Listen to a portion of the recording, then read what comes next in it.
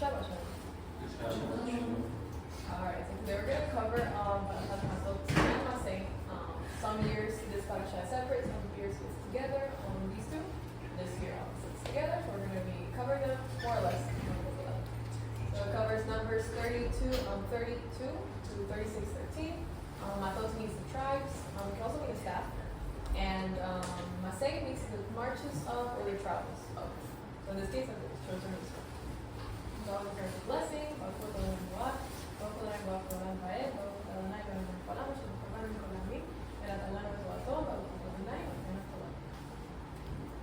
Alright, so these are the resources that I used for this teaching. Also some from last year's teaching that was done here. It's on the Google Classroom if you guys are curious. A good review anyways.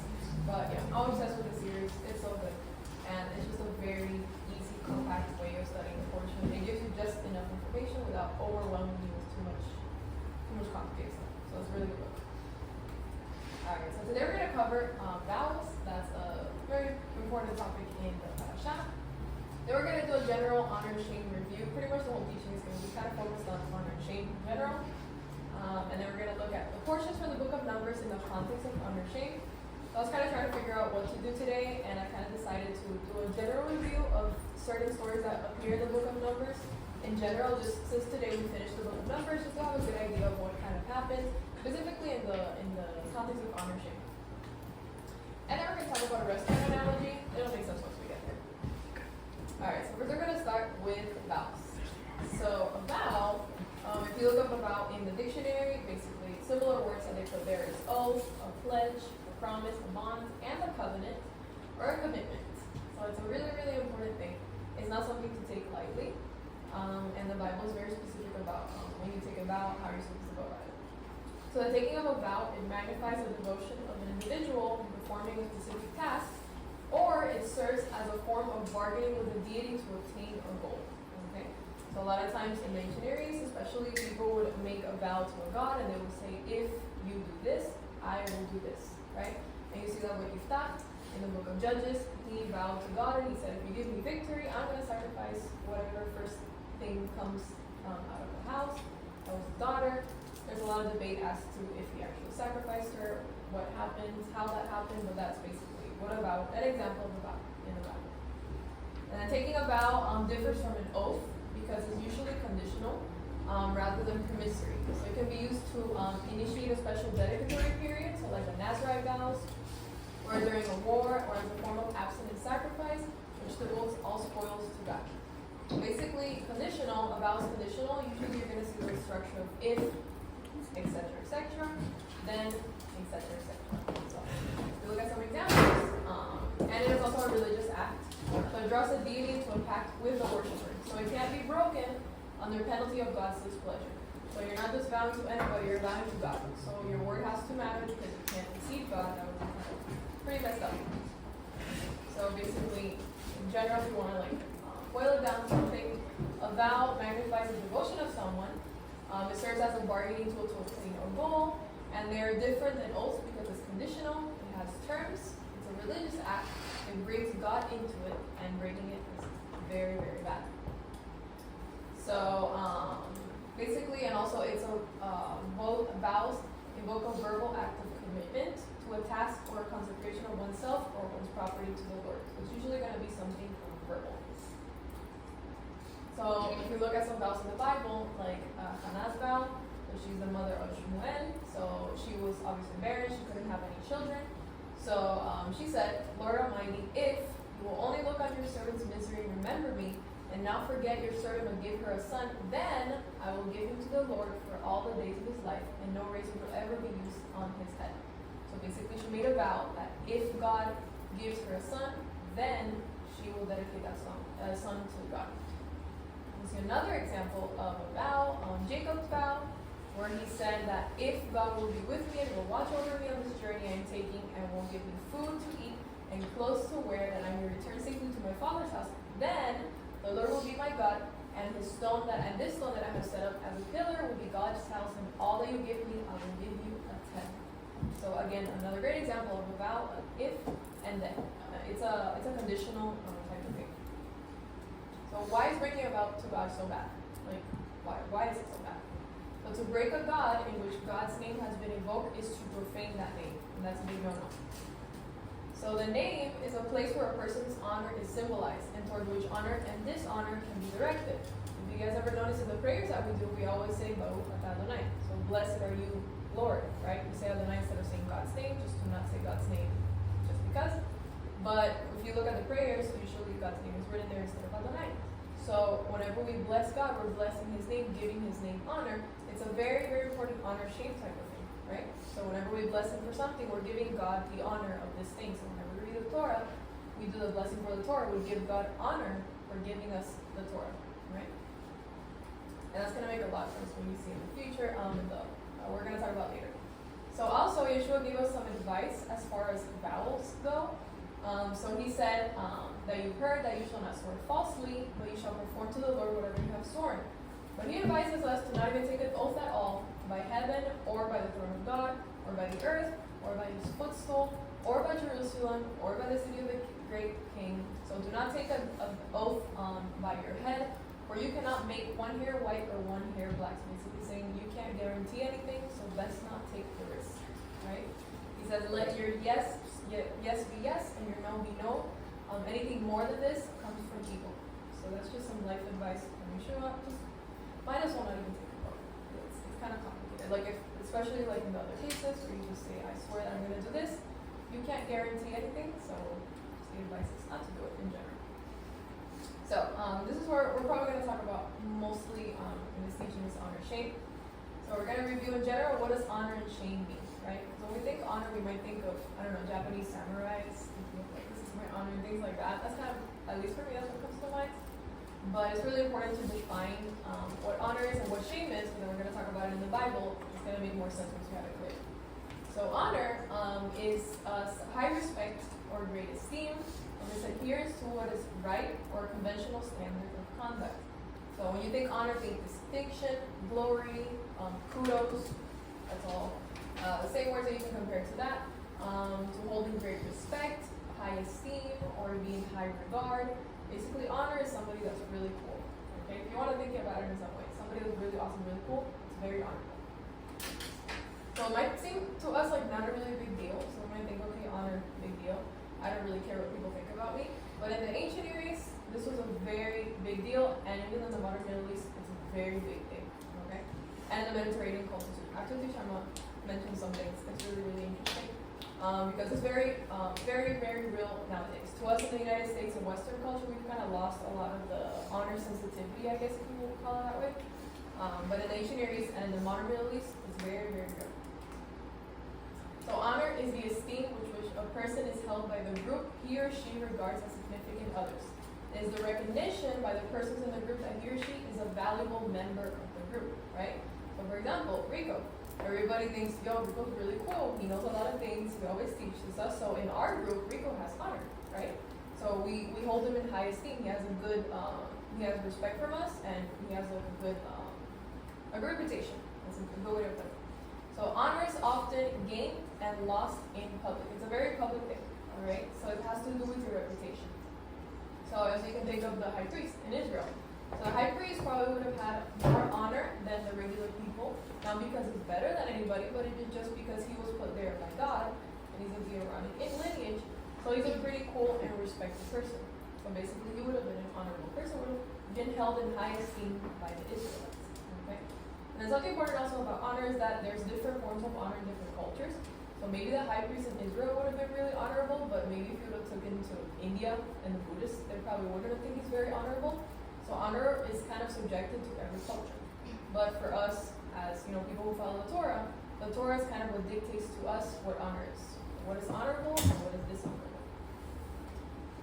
So honor, and this is something to keep in mind for this whole teaching, honor is often gained and lost in public. So it's very, very important. And honor is reputation. It's very closely related to a good reputation. So if you want to think about it in a way that makes more sense to us now, having a good reputation means you're honorable. So shame is the opposite of honor. So shame is the experience of being regarded as less than valuable because one had behaved in a way and run contrary to the values of the group. The person who puts personal safety above the city's well-being. So fleeing from battle, loses the respect of his neighbors. Respect, again, a very good way, a good word to think about when you think of honor. Think of honor, respect, reputation. His worth is impugned, and he loses face and is disgraced and viewed as a disgrace. So, for example, somebody comes to Roca Eterna and they bring an idol, and they're like, guys, while you guys doing time, I'm just gonna, do my thing here. Like, I'm gonna worship my idol. That person's probably gonna be a little shamed. Like, everybody's gonna look at them a little bit weird because they're being shamed by the group. Because the point of honor is for a group to maintain what is right and what is wrong, right? It's kind of a way of enforcing right and wrong. Now, it can be good and it can be bad, because imagine somebody is, I don't know, for example, very idolatrous, very messed up culture like the ancient Near East. They would have seen things that are honorable that are totally gross and disgusting to us nowadays. So honor is very, very subjective according to the culture, but all culture is by the Torah, so the Torah is what determines if it's honorable or not for us. So the gods, the rulers, one's parents, and one's patrons, basically anybody in authority, were to be shown honor and respect at all times. So this is a big deal in ancient Near East, and you see that in the commandment where it says honor your father and your mother. The word there is used kaved, so it's just the same thing as honor, the exact same word. So it's honor your parents. It can mean a lot of different things. So you can go on a very long conversation on that. It's really interesting. But in general, in the ancient Near East, anybody in authority was to be shown honor at all times. And that's going to make, just keep that in mind for later. It's going to make a lot of sense. So now we're just going to look at some portions of the book of Numbers in the context of honor shame. And in the general context of the book of Numbers. So in Numbers 1, we start off by the temple construction being complete, and God takes up residence in the temple. Basically, Eden is restored. So if you guys remember the methodology, this is kind of a way of organizing the Bible into themes that we can connect it all to. So there's a lot of themes that are connect to each other using this diagram. So it's really, really good, really easy tool for studying. So this section is going to be more related to sacred space, obviously the tabernacle. And if you guys remember, the temple and the tabernacle represents Eden. We got through the whole teaching. You guys can look at the teaching from the beginning of Leviticus, I think, in the Google Classroom if you have any curiosity about that. But yes, the temple represents Eden. So that's why the menorah, it represents the tree of life. There's a lot of motifs that have to do with Eden. And the purpose of the temple is God restoring his presence in the earth, just like it was in Eden. So the beginning of Numbers, we're inside the circle, which is always very fun and very useful inside the circle. But then, stuff happens. So Numbers 13, this is where you have the story about the 10 spies who completely mess up. So basically, the 10 spies, Moses sends 10 spies, 12 spies, to the land of Israel. 10 of them come back and they start saying that it's too much, we can't handle this, the people are too strong, we're not going to make it. But this is all connected to, this is connected to covenants, because God made a covenant with Abraham to take us to the land.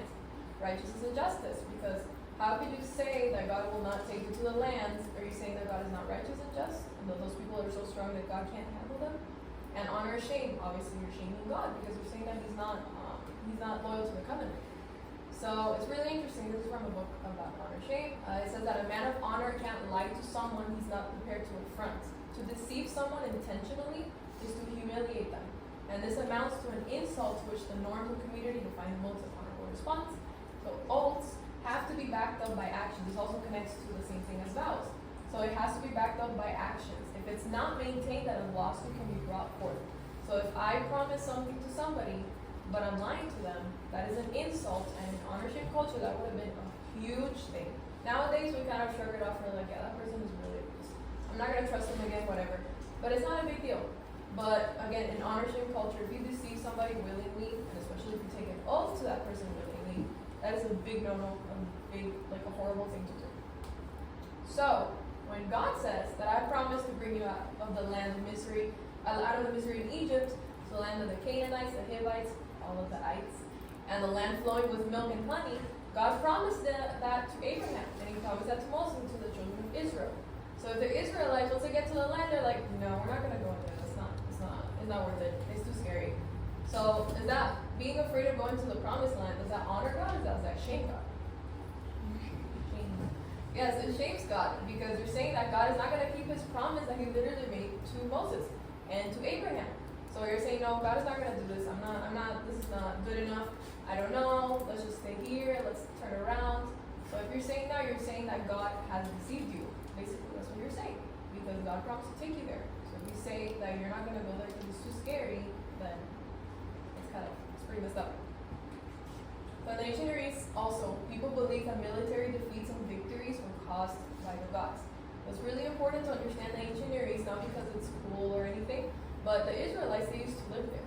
So if you want to understand how the Israelites thought, you have to think of how the people around them thought. So we can't just say, oh, this makes sense because I think it makes sense. Because the Israelites, they used to live in a sort of culture, just like here in the United States we live in a culture. So somebody from Florida probably not going to understand the culture in India, right? And vice versa.